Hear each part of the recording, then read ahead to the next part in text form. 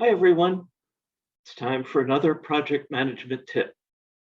This week, let's talk about the project risk management process.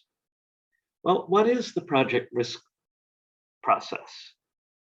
Well, my risk assessment framework is a flexible, easily scaled, and tailored framework that is aligned with the Project Management Institute's PMBOK guide. The benefit of the framework is that it is easy enough for an aspiring new and accidental project manager to understand, yet comprehensive enough that even seasoned project managers will have new insights into the process of risk management.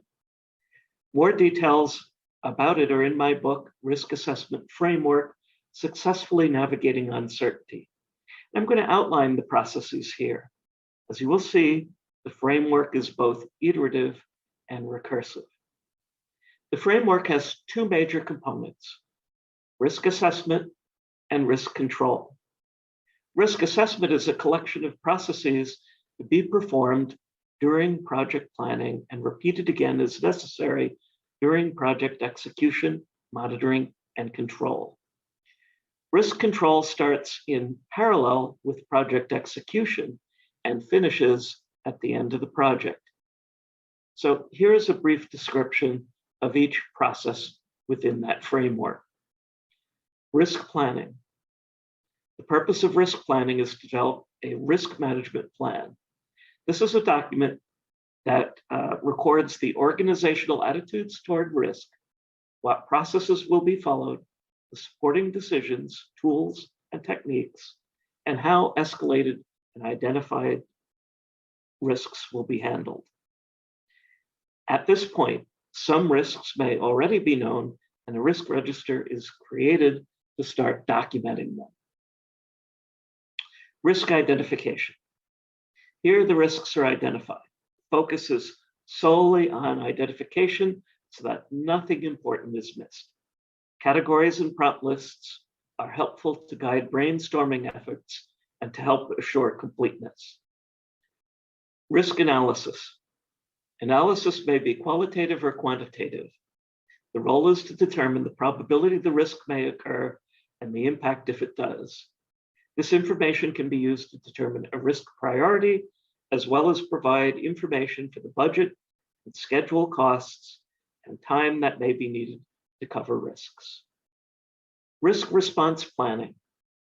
Starting with the highest priority risks, many of which should be avoided, the responses to risks when they occur is planned. Some will warrant a complete change of plans, while others may just be accepted and dealt with in the unlikely event they happen. It is therefore critical to be sure to identify the highest priority risks. Since avoidance and other responses may change the project in some way, it is necessary to return to identification to see if there are any additional risks now exposed. Risk monitoring. Once project execution begins, there needs to be a regular review, usually weekly. Usually this means watching the top 5 to 10 highest priority risks that might occur during the week. Spotting a risk trigger that has occurred means the response plan may need to be enacted. More thorough review may take place once every 6 to 12 months. That time frame should be scaled to the project length, starting with a review to see if any new risks are identifiable. Risk response implementation.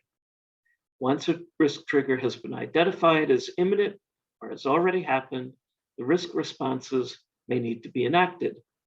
These too may change the course of a project, so a return to identification is critical. Monitoring needs to continue as well.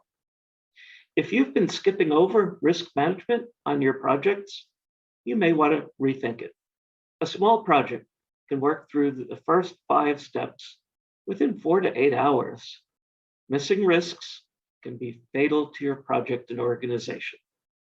A McKinsey study found that 17% of IT projects go so poorly that they threaten the existence of the company. Have any further questions about it? Please be sure to ask in the comments below. Thanks for listening, everyone.